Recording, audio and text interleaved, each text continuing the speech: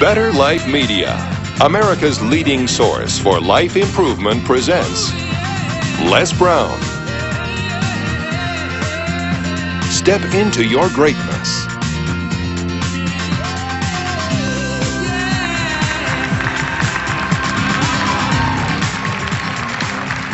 Thank you. Hello, how are you? How many of you have some major goals you'd like to achieve? Raise your hands, please. Very good. I know you do. That's why you showed up. I like to ask people whether or not they have goals that they'd like to achieve, and hopefully they're goals that really are worthy of your efforts and your talents. I want you to shake someone's hand right now, on your right and left, look them in the eyes and say, you have something special. I like to ask whether or not you have goals, but I want to ask you another question. How many of you know that if you had your life to live over again, you could do more than what you've done thus far? Raise your hands, please. Now, that proves a point, that what we do and what we accomplish in life is only a tip of the iceberg of what's possible for us. So I want you to think about some goals that you'd like to achieve, and I'd like for you to, let's say, break them up in three categories. Number one, I want you to think about some personal goal you'd like to achieve. And I'd like for you to think about some career goal, some business goal that you'd like to achieve. And I want you to think about some social contribution, some impact you'd like to make with your life. It was Horace Mann who said, we should be ashamed to die until we've made some major contribution to humankind. I believe we live in the greatest country in the world that gives us an opportunity to leave our mark, to make a statement with our lives. And as you think about these goals, whatever those goals are, I want you to dramatically increase those goals. And I want to warn you, I don't want you to think about how you're going to do it. How is none of your business. The most important thing is just to increase those goals dramatically. I've found that most people fail in life, not because they aim too high and miss. Most people fail in life because they aim too low and hit. And many don't aim at all. So raise the bar on yourself and don't ask how you're going to do it. I'll never forget when I decided that I wanted to become a motivational speaker. I saw the late Dr. Norman Vincent Peale, and my heart said, I can do that. But my mind asked the question, how? And for over 14 years, I would go see Zig Ziglar and Dr. Norman Vincent Peale and Jim Rohn and different speakers, and I would be in the audience, and my heart would pounce and say, you can do that, Les. And then when I would leave, I would be going to the parking lot, and my mind said, how are you going to do it? And I spent so many years trying to figure out how. I wasted 14 years. How many of you ever procrastinated? Raise your hands, please. Yeah, see, so as you begin to think about your goals, the most important thing is, and write this down, commit yourself. See, once you commit yourself, the how will come, the way will come. Once you commit yourself, you will then figure it out. And if you're going in the wrong direction, all you have to do is turn around and go in the other direction. You will figure it out. You want to begin to just challenge yourself. You want to stretch yourself because you really don't know what you can't do. I'll never forget the first day that I met Mr. Washington. I was born in a poor section of Miami, Florida called Liberty City. I was born in an abandoned building on a floor with a twin brother. And when we were 6 weeks of age, we were adopted. And when I was in the 5th grade, I was identified as EMR, labeled educable, mentally retarded, put back from the 5th grade into the 4th grade. And I failed again when I was in the 8th grade. I don't have any college education, but because of my mother, and I feel like Abraham Lincoln, who said, all that I am and all that I ever hope to be, I owe to my mother. I saw a sign once that said that God took me from my biological mother's womb and placed me in the heart of my adopted mother. So my first major goal was to buy my mother a home, to take care of my mother. And I did that, took care of her until she passed at 88. But I'll never forget when I met Mr. Washington. I was in a class waiting on another student, and he came in and he said, young man, go to the board and work this problem out for us. I said, oh, sir, I can't do that. He said, why? I said, I'm not one of your students. He said, look at me. I said, yes, sir. Go to the board and work the problem out anyhow. I said, sir, I can't do what you're asking me to do. He said, why? Sir, because I'm educable, mentally retarded, sir. And as the students erupted in laughter, he came from behind his desk, he looked at me and he said, don't you ever say that again. Someone's opinion of you does not have to become your reality. And that was a turning point in my life. On one hand, I was humiliated. But on the other hand, I was liberated. Because he looked at me with the eyes of Goethe, who said, look at a man the way that he is. He only becomes worse. But look at him as if he were what he could be. Then he becomes what he should be. And so Mr. Washington, he challenged me. And I want to challenge you right now about raising your goals. And I want you to shake someone's hand on your right and left, look them in the eyes and say, stretch yourself. Yeah, see, I think that you really have to stretch yourself to discover your stuff. I think that we have to really begin to experiment with life. When I said that you have something special, I didn't say that just to be kind and courteous. You do. See, I think that there are not many people that come to seminars or workshops or will watch a program of this nature. Why? I just think that most people are just satisfied to where they are. I'm reminded of a man one day. He was walking down the street and he passed his porch where some people were on the porch talking, and there was a dog moaning and groaning. And he was curious why the dog was moaning and groaning. And he went back and he said, excuse me, he asked the owner, why is the dog moaning and groaning? Guy said, because he's laying on a nail. He said, well, why won't he get off? He said, it's not hurting bad enough for him to get off.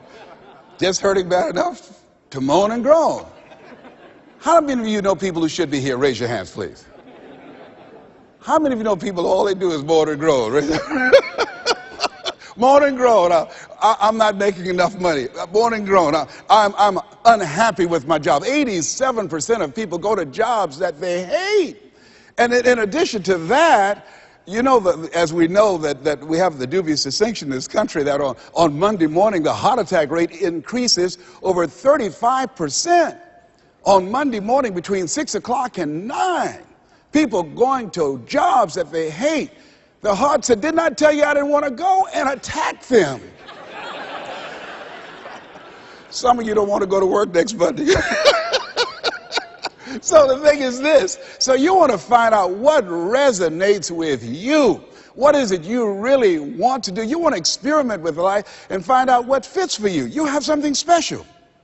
You have greatness within you. You have the ability to do more than you can ever begin to imagine. See, I believe that anybody through observation and practice can perform at the level of excellence. But when you're pursuing your greatness, and this is worth writing down, you don't know what your limits are, and you act like you don't have any. So I say to you, you have something special. You have greatness within you. And I want to make 4 things clear. Number 1, everything that I'm going to say, you already know it. If what I share, the message that I'm going to express right now and share with you, if it wasn't a part of who you are already, you wouldn't be in the audience. That's number 1. That's very important. It's already in you. I'm going to only confirm and validate that which is a part of you anyhow. The second thing is, everything I'm going to say to you, you've heard it before. From people with college degrees and credentials, I can't hold a candle to. It's common sense, but not common practice. Third thing is, I don't want you to agree with me, and I don't want you to believe me. I just want you to be open to some things right now. I want you to think beyond that which is commonly allowed. And I'm going to tell you what I'm up to. I want you to think about your goals, and I want to tell you what I'm going to do right now. My whole goal is to get past your mind. That's my whole challenge, and there's nothing you can do about it. I'm going to do that. See, your assignment was to show up. My assignment is to get past your mind and get into your heart. Once you think about the goals that you want to achieve, and I really want to challenge you to make up your mind that you're going to make that happen for yourself. And I hope that it's some goal that really resonates with who you are. When I was a little boy, my goal was to just buy groceries for our family. My mother worked on Miami Beach. She was a domestic worker. And my goal was to really be able to go to the grocery store and purchase groceries ourselves. The families knew that my mother had adopted 7 children. And so they said, Mamie, whatever food is left over after we eat, you can take that home to the children. They were very kind, very, very considerate people. My mother, who when she worked on Miami Beach, the people were very kind. I was appreciative of their generosity. But as a little boy, I said, Mama, one day, when I become a big boy, I'm going to be able to buy groceries for us.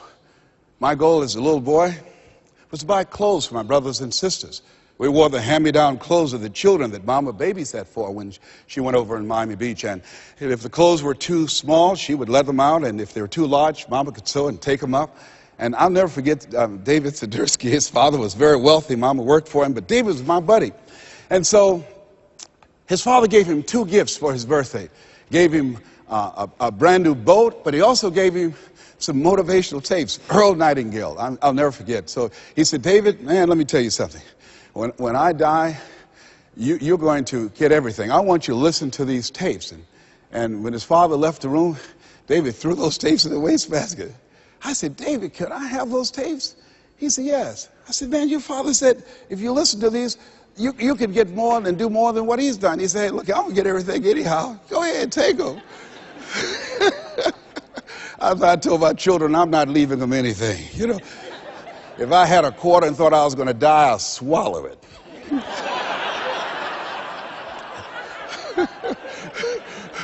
Write this down. It's not what you leave for your children, it's what you leave in them. Not what you leave for them, what you leave in them. No, absolutely not. I'll tell you something else happened. I never forget. Mama came home one day and said, Leslie, David sent you a new pair of shoes his father got for him. I said, oh, Mama, thank you so much. I can't wear David's shoes. I said, why? Well, you tell my buddy that, you know, I wear size 9.5. He wears size 9. She said, boy, shut up, sit down, and put those shoes on. She said, Marvin Ann, go get some Vaseline. And she came in there, and my sister started rubbing the Vaseline on my feet. And she said, run some water in the bathtub. And she's now go in there and put your feet in those shoes and don't mash the heel down. I said, Mama, shut up, boy, don't mash the heel down. And then she had me to get in the bathtub. I said, Mama, these shoes hurt. She said, get in there and walk around in the water. And I'm walking around the bathtub. Then she tried to distract me. I knew what she was doing. How'd you do at school today? I did good. Did you get in any fights? No, ma'am. You know you fought somebody. Well, I only hit 3 people today. and then after a while, she said, how you doing? I said, well, they hurt. Do they hurt as bad as they were before? No, ma'am, they feel a little bit better. Keep on walking, keep on walking. And then after a while, when the leather soaked up the water, the leather began to stretch to a perfect 9.5. You think Fortune 500 companies started talking about doing more with less? My mother's been doing that for a long time. It's amazing what you can do. But who would have thought, anybody looking in on this kid and these 7 children, who would have thought? And I look at you and I say, you have greatness within you. You have the ability to do more than you can ever begin to imagine. No one could have convinced me that I would be doing what I'm doing right now. You know, the easiest thing I do every year is go into a sales organization and dramatically increase their sales, or go into a prison and enable prisoners to see themselves differently and teach them the methods and techniques of how to plug into the system, or motivate young people to begin to see how they can have a vision of themselves in the future and fit. That's the easiest thing I do, or train a speaker to help them to leverage their experience as a speaker and say, look, speaking is a projection of who you are, not who you think you ought to be, and come with power from a platform. That's the easiest thing I've ever done. Let me share with you the most difficult thing I've ever done. The most difficult thing I've ever done was to believe that I can do what I'm now doing. No one could have convinced me, just given my circumstances. I earn millions of dollars every year. No one could have convinced me. If both my parents came up here right now, I would not know either one. No one could have convinced me, being labeled educable, mentally retarded, born in an abandoned building on the floor in Liberty City, poor section of Miami, Florida, failing twice in school, no college training, never worked for a major corporation. I did not know I can do what I'm doing right now. I'll never forget Mike Williams, my mentor. I think a lot of people fail in life because of the fact that they need some mentoring. They need some coaching. Repeat out to me, please. You need some coaching. Yeah, see, you can't see the picture when you're in the frame. I remember Mike saying, Les, you can do this. Mike, how, man? Wait a minute, Mike. How much am I going to be able to charge, Mike? Les, you could start out at $1,000 an hour. Mike, I don't make that working for 2 weeks. Come on, Mike. Man, I appreciate your belief in me, Mike. Look, Mike, I work for the Miami Sanitation Department, man. I've been a garbage collector. I've done door-to-door sales. That was great, and I'm here as a disc jockey. That's good, Mike. But Mike, I don't think I can do that, Les. You can. But Mike, I don't have any credentials. I've never written any book, anything, man. I'm not rich. How can I teach somebody to do something I've never done? But Les, why don't you just test yourself? Why don't you stretch, Les? Come on, man. Mike, I don't know. And here's something I realized. Write this down. Sometimes you have to believe in somebody's belief in you until your belief kicks in. I respect Mike Williams.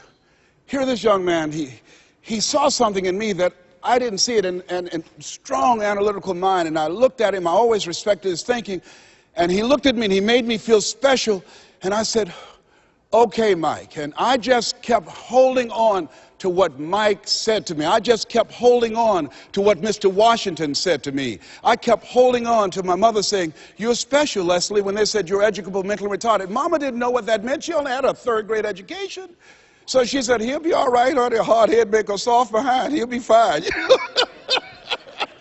But she said, you're special, baby. You are special. And they kept saying that over and over again. Faith comes by hearing and hearing and hearing. And so here's what I want you to do. Let us say together, as you think about your goals and your dream, let us say together, it's possible. Together, please. It's possible. Say it like you mean it. It's possible. Thank you. Write that down. See, most people never achieve their goals because most people suffer from possibility blindness. They look around trying to think about the things that they don't have. Robert Roots, young man who wrote a book about success principles of the Three Little Pigs. He said, it's not what you don't have, it's what you think you need that keeps you from being successful or happy in life. It's not what you don't have. See, I was focused on what I didn't have. Don't have a college degree, don't have any credentials, never worked for a major corporation. I was focused on the negative things. It said, negative things are the things that you see when you're not focused on your goal. What do you come with? What is it that you have within you that you showed up to bring? Hey, Les, you don't know, but my dream is a long shot. A friend of mine, Dexter Yeager, said, when the dream is big enough, the odds don't matter.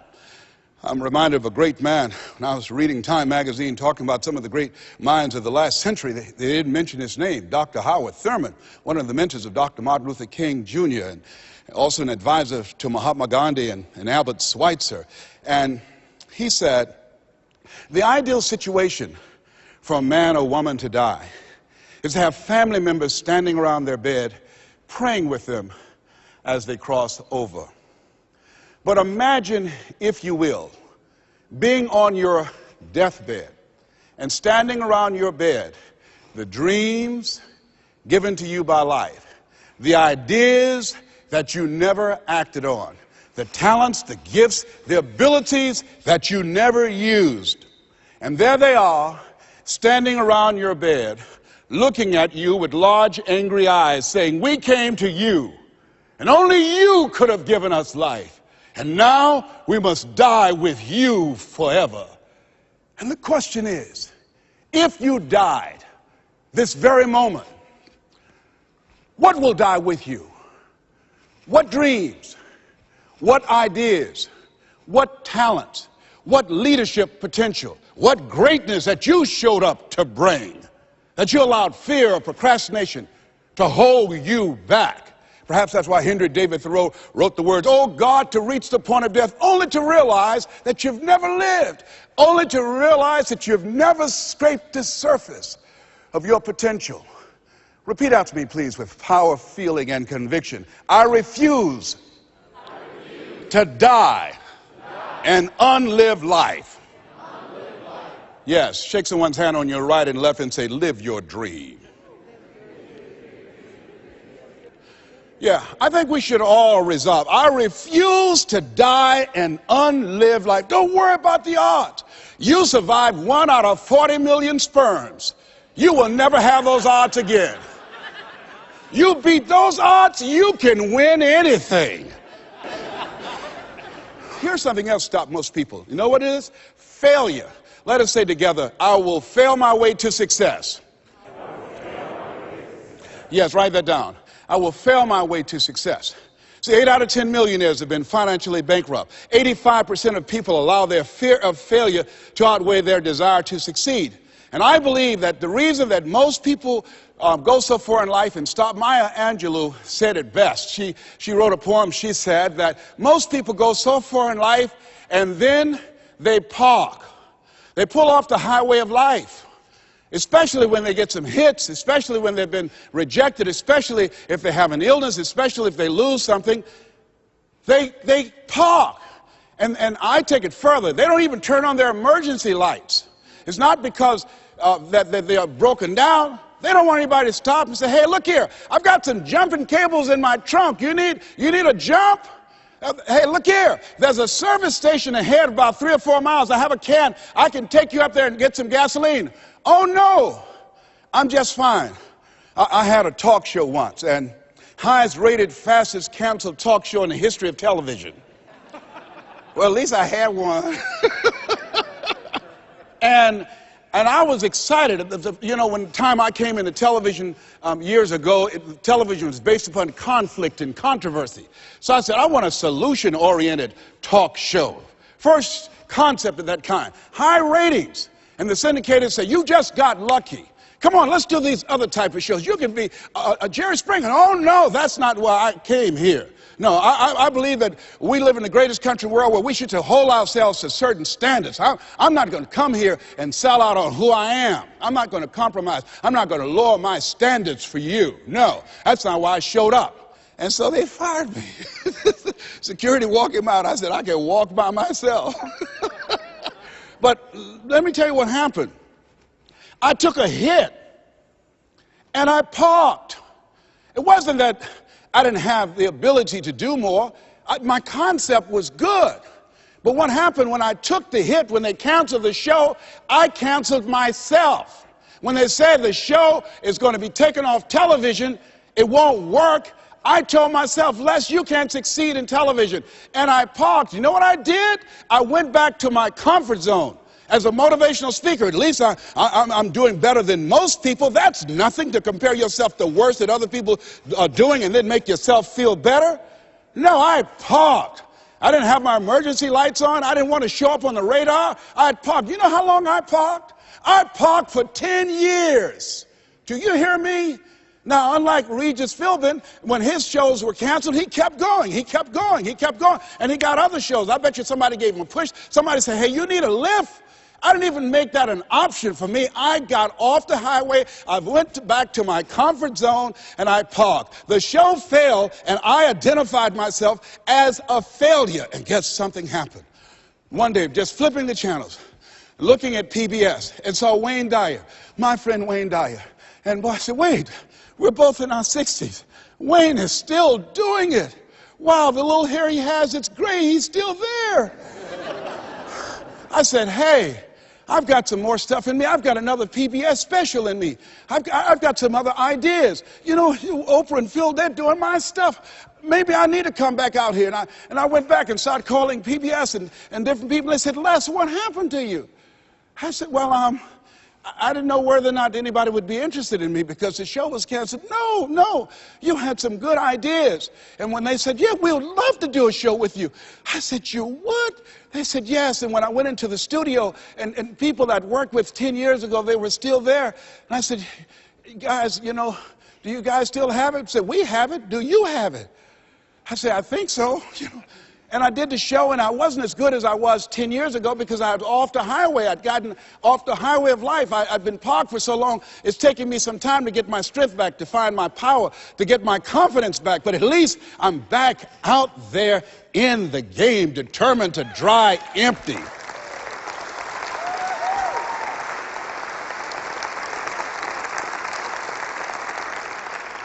So I say to you, see, I only attract millionaires or millionaires in training. You're going to get that in a minute. You have something special. You have greatness within you. And the only reason you're here, you are my assignment. You can feel me. Some of you feel me right here in your heart of hearts. And my goal is to get past your mind and into your heart. So it's necessary that you have the mindset that I can do this. You've got to begin to believe and to fortify that belief and feed that belief by listening to tapes, going to seminars and workshops, by challenging yourself, by stretching yourself. It was Osborne who said, unless you attempt to do something beyond that which you've already mastered, you will never grow. And as you begin to challenge yourself, you'll discover some things about yourself that you don't know right now. The other thing is you begin to look at yourself, look at your dreams, and begin to experiment and stepping into your greatness. One of the things that's very important, whatever goals and dreams that you have, repeat after me, please. Make your move before you're ready. You have Price Pritchett, who's a great motivator and trainer. He said, make your move before you're ready. We're instructed in life to walk by faith and not by sight. See, you want to really begin to stretch yourself. You want to become a risk taker. You want to raise the bar on yourself. Most people won't do that. See, most people engage in low-life living, low-risk living. Viscard said, if you're not willing to risk, you cannot grow. And if you cannot grow, you cannot become your best. And if you cannot become your best, you can't be happy. And if you can't be happy, then what else is there? I like what Helen Keller said, life is short and unpredictable. Eat the dessert first. And so, you want to begin to take some chances. You want to begin to challenge yourself and make it okay to fail and learn from your failures. Don't allow fear of failure and the allure, the attractiveness of playing it safe in life to draw you in. You can't get out of life alive. You've got to die to leave here. Other thing is you look at yourself and look at your dreams. Detoxify your life. Write that down. See, I think that most people never achieve their true goals in life because they're surrounded with too many toxic, negative, energy-draining people. You've got to look at the people in your life and ask yourself the question, what is this relationship doing to me? How is it impacting my life? Am I a better person? Sidney Poitier wrote a book called The Measure of a Man. And it's powerful, but I encourage you to get the tapes. I love his voice. And he said something in there. He said, when you go for a walk with someone, something happens unconsciously. It's not spoken. Either you adjust to their pace or they adjust to your pace. Whose pace have you adjusted to? See, you want to surround yourself. My daughter, Ona Brown, who's a speaker and coach, she says, call forth your team, but make sure these are people that you can learn from. I'll never forget, I'm on a special board with a Bishop T.D. Jakes, and we went into a board meeting. He looked at everybody before opening the meeting. He said, as soon as I know as much as you do, you're fired. And with that, the meeting is now open. Everybody continued to learn on that board. Trust me that a friend of mine, Dennis Kimbrough, motivational speaker out of Atlanta, he said, if you're the smartest one in your group, you need to get a new group. So as you look at yourself and look into the future, call forth your team. George Fraser says your network determines your net worth. Who do you allow to be in your ear? What kind of relationships are you developing? Are they an asset to you or they are a liability? Do they elevate your spirits or do they tear you down? I think of two types of people, nourishing people and toxic people. Nourishing people, they bring the best out of you. They encourage you, they inspire you, they hold you accountable. Toxic people, they are critical people, always telling you what you can't do. They're always measuring your possibilities based upon their failures. My mother said, never let anybody tell you what you can't do, son, especially if they haven't done it. They don't know what's possible for you. So as you begin to look at yourself, begin to identify the relationships that you communicate with most and say, hey, is this relationship helpful to me? And then think about some people that you need to bring into your life that you can learn from, that you can grow from. I joined the National Speakers Association when I decided that I wanted to speak. I wanted to be around the people that were doing what I wanted to do. I'll never forget when I saw Dr. Norman Vincent Peale. He said, you have something special. You have greatness within you. And you can do more than you can ever begin to imagine. And Here I am. And the audience said, oh my goodness. I'd read The Power of Positive Thinking 17 times, my hero. And I saw him backstage and I said, Dr. Peel, hi, my name is Les Brown. I've listened to your tapes and I've read your books. They gave them to us in special education, sir. And one day I would love to be on stage with you. And he looked at me and said, it's possible, young man. It's possible. But this man, when he spoke, he gave me goose pimples. Deep baritone voice, spoke from his diaphragm. You have something special. You have greatness within you. He override the inner conversations in my mind. I'll never forget a gentleman, what a brilliant man, a Harvard graduate, Dr. Carter G. Woodson. He said, if you can determine what a man shall think, you never have to concern yourself with what he will do. If you can make a man feel inferior, you never have to compel him to seek an inferior status, for he will seek it himself. And if you can make a man feel justly an outcast, never have to order him to go to the back door. He'll go without being told. And if there's no door, his very nature will demand one. See, we live in a world where we're told more about our limitations rather than our potential. How many of you have ever been told that you couldn't do something? Raise your hands, please. You know, MIT did a study that if I say to you, you can't do that, that 16 people have to come along and say, you can do that, you can do that, you can do that, to neutralize that, and the 17th statement that you hear, you can do it, will be the one that will finally stick. So you have to watch who's speaking into you. You've got to begin to monitor your mind. And you've got to begin to literally be proactive in programming yourself to success. Be ye not conformed to this world. Be ye transformed by the renewing of your mind. You've got to take responsibility to make that happen. And as you begin to do that, you'll begin to see some incredible changes in your life. I understand now when Earl Nightingale said, all of us are self-made, but only the successful will admit it. As you begin to look at your dreams and look at your goals, write this down. Know you're a vitamin. See, most people stop short of their dreams and park and get off the highway of life because of the rejections of life. You will always be rejected. It's no big deal. Jack Canfield said rejection is a myth. It's not like when somebody says no and then they slap you. No, it's just, to me, know you're a vitamin. Get excited about the no. Why? Because every time someone says no, that brings you another step to a yes. You're getting closer. Trust me, you will win if you don't quit. You will win if you don't quit. Even a broke clock is right twice a day. The other thing is, as you look at yourself and look at your goals and look at your dreams, assess yourself. What are your strengths? What are your weaknesses? What do you bring to the table? When I looked at becoming a motivational speaker, I looked at all the speakers and I noticed that they were pretty much scripted. So I said, what is it that can make me stand out? I don't have any college education. I don't have any credentials. I never worked for a major corporation. What is it I can do to offset my weaknesses? And then something said, well, Les, and this is very important. Mr. Washington, Mr. Brown, yes, sir. What do you want to do with your life? I want to become successful. Good. He said, you must be willing to do the things today others won't do in order to have the things tomorrow others won't have. That's why you said you have something special. See, very few people go to seminars and workshops. They'll go to a concert, but showing up to get something that can expand their minds and help them to begin to see their lives differently, to give them a larger vision of themselves, they'll be too busy. Or they say, well, how much does it cost? Well, information costs, but it pays for itself. Here's the other thing is, ladies and gentlemen, let's say it's me.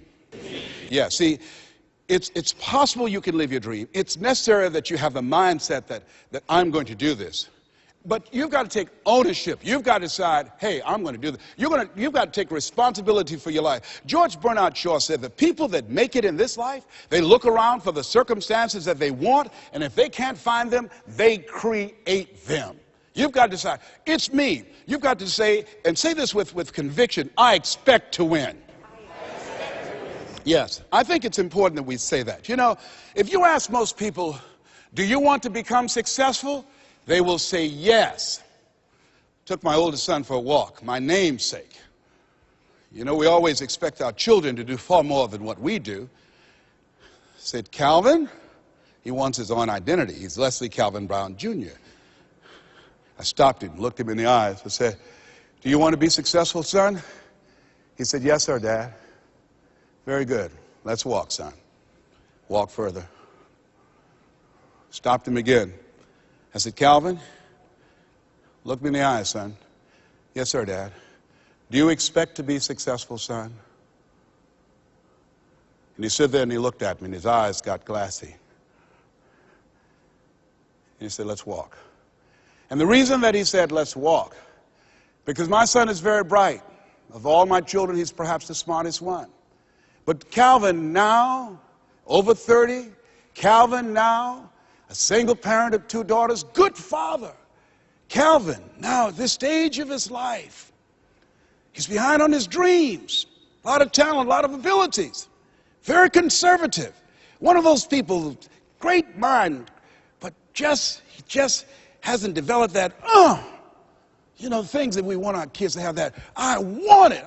Calvin, you got to kick it up a notch, son. You never thought you'd be in your 30s. You got to kick it up a notch. You got to increase your energy in order to live your dreams. You can't be casual about your dreams. Bill Bailey said, if you're casual about your dream, you'll end up a casualty. Shake someone's hand on your right and left and say, kick it up a notch. Yes. You got to kick it up a notch. What is it you bring? And whatever you bring, you've got to kick it up a notch. What is your signature as you look at where you want to go and what it is you want to do? As you look at your product or your services, repeat out to me, please, provide more service than you get paid for. Yeah, see, that becomes your signature. When you look at your goals and look at where you want to go, at your products, at your services, at your industry, you want to set some high standards for yourself. I like what Henry David Thoreau said, do not go where the path may lead, but go where there's no path and leave a trail. How is it that your industry will be done differently 5 years from now, 10 years from now? What is your reputation in your industry? When you come into a room and you leave, what's the scuttlebutt about you? Do people say, hey, that's a go-to person. That's a person, if you ask them to do that job, you're talking about the job being done. It will be done extremely well. Are you known for that person that stand out with what you do, that stand out with your quality of service, with your standards, always looking for ways to better your best? Are you one of those people that believe, well, if it ain't broke, don't fix it? Japanese believe if it ain't perfect, keep working on it. Are you willing to keep working on it? Are you willing to realize that you have not done your best stuff yet, that you can better your best? You've got to take responsibility for that. And now let's go to the next level. Not only is it possible that you can live your dream, is it necessary that you call forth your team and surround yourself with people that you can learn from and grow from, that you must work on yourself and monitor yourself and train yourself, that you've got to begin to take total responsibility for the outcomes that you want to produce in your life. But let us say together with power and conviction, it's hard. Yes, ladies and gentlemen, living a dream, changing your life is hard. It's hard when you lose all your money, when you've given it the best that you have, when you have some major setback. It's hard. When a doctor looked at me and said the 3 horrible words no one wants to hear, you have cancer. It was hard to mobilize my mind and spirit, to listen to tapes and music and read scripture and be around other people and seeking out other prostate cancer conquerors to believe that I could do this. It was hard. Never forget, my son said, Daddy, are you going to die? Why are you asking me that? You're not going out much. You're not the bubbly personality that I know you to be. You're not talking much. You're spending a lot of time in the room by yourself, Dad. Are you going to surrender? Are you giving up? Are you going to let that doctor's opinion become your reality? Will my daddy see me graduate? Yes, son, yes. I'm going to fight. No, I don't think it's my time yet. I'm going to see you graduate, but more than that, I've got some other things that I'm going to do with my life. And I thank you for asking me that. But I must tell you that I'm scared. I'm scared. And I've never been in this situation before. It's been easy for me to talk to people and encourage people when they've had challenges in their lives. But it's me. And I don't feel less than a man in admitting this to you. Yes, I'm scared. And I need some help. Repeat after me, please. Ask for help. Not because you're weak, but because you want to remain strong. And ask for help. And don't stop until you get it. Yes, see, life is hard, and there are some moments in life when you're going to need some help. You're going to need somebody to speak to you. You're going to need somebody to say something to you. I have a friend of mine, Willie Jolly, who's a motivational speaker. He said, a setback is a setup for a comeback. I had to listen to Willie's tapes. I have another friend, Kevin Brace, who's a speaker. He said, Les, come on, man, you can do this. You can make this happen. You can hit a home run. It's a done deal. You are Les Brown. That cancer's got to get out of your body. I said, talk to me, Kevin, talk to me. That's what I need to hear. I needed to hear those words. I don't care who you are. Many people won't allow themselves to ask for help because of pride. Pride cometh before a fall. Because of ego. Ego means edging God out. No, ask for help. Not because you're weak, but because you want to remain strong. And ask for help and don't stop until you get it. I'm here because a lot of people helped me. I'm here because a lot of people believed in me at a time when I was struggling to believe in myself. The other thing is, let us say together, it's worth it. Yeah, see, I think, and write this down, you got to find 5 reasons that will make it worth it for you. 5 reasons. What will make it worth it for you? Mine was, I want to take care of my mother. Mine was, I want to do something with my life. What will make it worth it for you? Mine is, I want to leave a legacy. Mine is, I refuse to die an unlived life. What will make it worth it for you? Repeat after me, please. You got to be hungry. Mr. Washington said, Mr. Brown, what do you want to do with your life? I said, sir, I want to become a disc jockey. Is that right? Yes, sir. Good. Mr. Brown, you got to be hungry.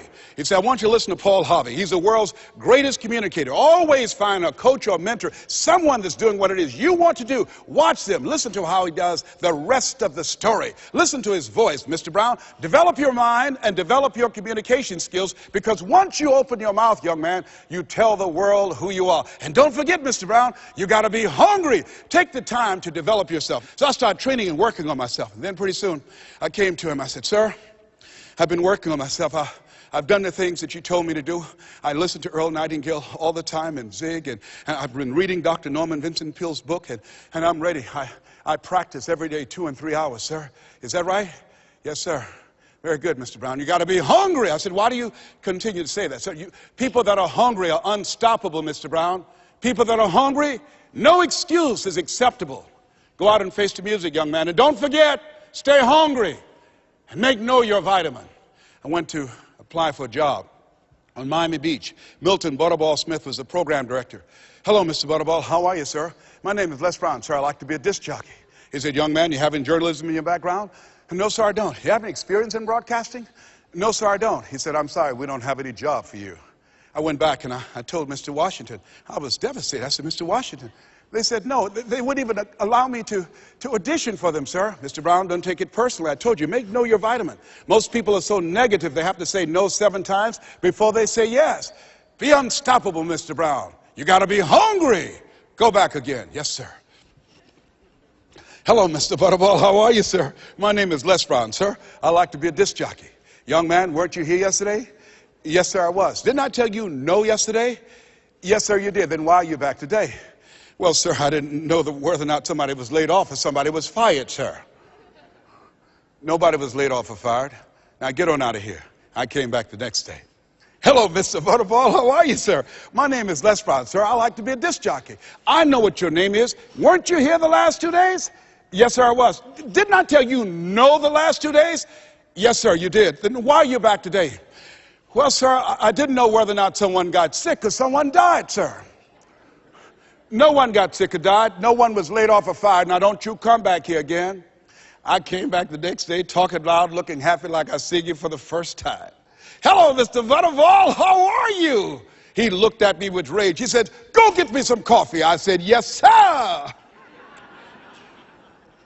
So I became the errand boy for the disc jockeys. I'd go get their lunch and their dinner, and I'd stand in the control room, memorizing their hand movements on the control board and all the instruments, learning everything that I could because I expected to be behind that microphone. Then one day, it was a Saturday afternoon, and a disc jockey by the name of Rockin' Roger was drinking while he was on the air.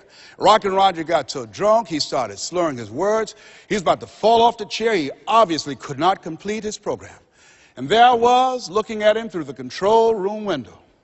A Saturday afternoon, I was the only one there, young, ready, and hungry, walking back and forth saying, "Drink, rock, drink." Drink, rock. I'd have gone and get him some more if he'd asked me to. Then pretty soon the phone rang. It was the general manager, and I answered the phone. I said, "Hello?" He said, "Young boy, this is Mr. Klein." I said, "I know." He said, "Rock can't finish his program." I said, "I know." He said, "Would you call one of the other DJs in?" I said, "Yes, sir." I hung the phone up. I said, "You must think I'm crazy." I called my mom and my girlfriend, Cassandra, and said, "Y'all come out on the front porch and turn up the radio. I'm about to come on air." I waited for about 20 minutes, and I called him back. I said, "Mr. Klein, I can't find nobody." He said, "Young boy, you know how to work the controls?" I said, "Yes, sir." He said, "Go in there and segue the records, but don't say nothing here." I said, "Yes, sir." I couldn't wait to get old Rock out of the way. I put on a fast record. I said, "Look out, this is me, LB, Triple P, Les Brown, your platter playing Papa. There were none before me and there will be none after me. Therefore, that makes me the one and only. Young and single and love to mingle, certified, bona fide, doubly qualified to bring you satisfaction and a whole lot of action. Look out, baby, I'm your love man. I was hungry."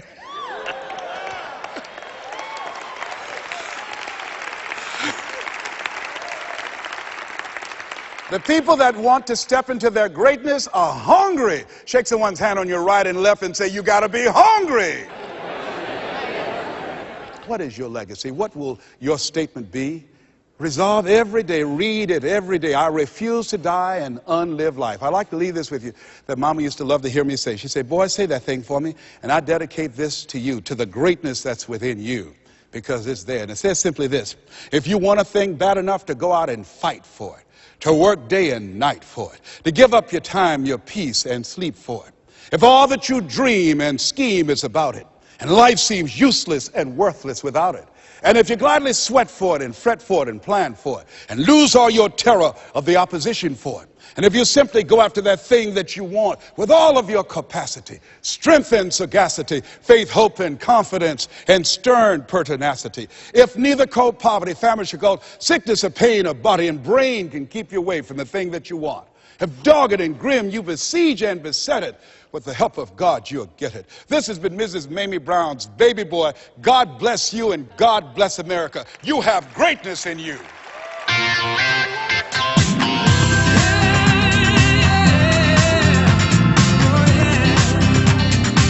We hope you've enjoyed this special presentation of Les Brown's Step Into Your Greatness. If you would like to own a copy of this program or any of Better Life Media's programs, please visit our website at betterlifemedia.com, where you'll find all types of valuable life improvement information.